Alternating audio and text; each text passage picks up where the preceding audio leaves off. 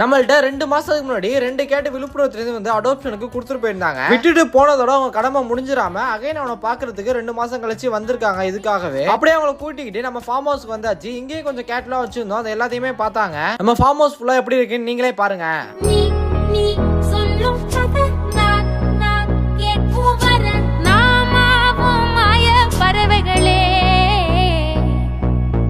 தென்கிழக்கு தேன் சிட்டு செம்பருத்தி பூ முட்டு செல்லம் கொஞ்சதே தாலாட்ட.